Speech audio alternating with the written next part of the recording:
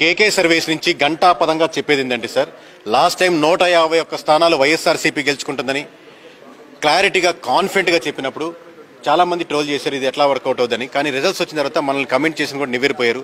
ఈసారి అదే గంటాపదంగా టీడీపీ పోటీ చేసినటువంటి 144 స్థానాల్లో ఖచ్చితంగా 133 స్థానాలు గెలుచుకునేందుకు ఆస్కారం ఉంది. అలాగే వైనాట్ 175 వాళ్ళు అన్నారని, వీళ్ళు వైనాట్ 21 చాలా సీరియస్గా తీసుకున్నారు జనసేన వాళ్ళు. సో ఆ రిజల్ట్స్ మీకు కనపడుతున్నాయి. పోటీ చేసినటువంటి 21 స్థానాల్లో ఖచ్చితంగా 21 స్థానాలకు 21 స్థానాలు జనసేన గెలుచుకునేందుకు 100% ఆస్కారం ఉంది. అలాగే బీజేపీ పోటీ చేసినటువంటి 10 స్థానాల్లో ఖచ్చితంగా 7 స్థానాలు బీజేపీ గెలుచుకునేందుకు ఆస్కారం ఉంది. అలాగే ఓవరాల్ గా 175 పోటీ చేసినటువంటి వైఎస్ఆర్సీపీ కేవలం 14 నియోజకవర్గాలను క్రిస్టల్ క్లియర్ గా ఇక్కడ గెలిచేదానికి ఆస్కారం ఉందని కనబడుతుంది.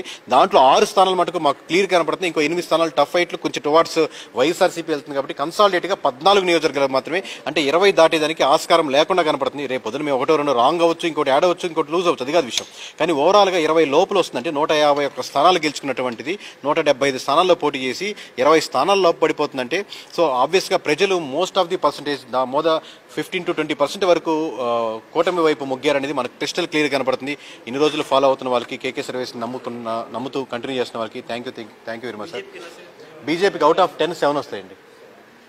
ఎక్కువ అంటే వృద్ధుల ఓట్స్ అన్ని కూడా జగన్ కే పడతాయి అంటున్నారు. అంటే ఎవరు ఓట్స్ ఎక్కువ ఇట్ సైడ్ వెళ్ళే అవకాశం ఉండదండి. ఆ నియోజకవర్గ పరిస్థితులు బట్టి వృద్ధులంతా ఒక మొత్తం విజయవాడలో అలా ఉండదండి. విజయవాడలో మీటింగ్ పెట్టారు మొన్న ఒక లాస్ట్ వీక్ వృద్ధులంతా కలిపి. మన వృద్ధులంతా ఒక పార్టీకి వేద్దాం అలా ఉండదు. మీటింగ్ పెడితే ఎవరు రారు అనుకోండి వృద్ధులు. సో ఒక పార్టీకి వేయడం కానీ, కన్సాలిడేట్గా మహిళలంతా ఒక పార్టీకి వేయడం కానీ, లేకపోతే ఒక సెక్షన్ ఆఫ్ పీపుల్ ఎవరైనా కానీ ఒకరికి వేయడం కానీ అలా ఉండదు.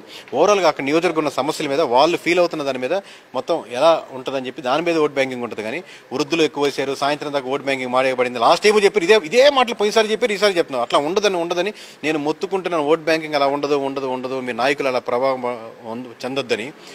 మీరు నమ్మితే నమ్మండి వాళ్ళు చెప్పిన మాటలు. రేపు పొద్దున 4వ తారీఖు రిజల్ట్స్ వస్తాయి. ఆ రోజు చూసి మేము కరెక్టా వాళ్ళు కరెక్ట్ అని మీరు క్లారిఫై చేసుకోండి సార్. థ్యాంక్ యూ అండి. ఫైనల్గా ఖచ్చితంగా కూటమి గవర్నమెంట్ ఫామ్ చేస్తుందని చెప్తున్నామండి. ఇప్పుడు అంటే ఇంతకుముందు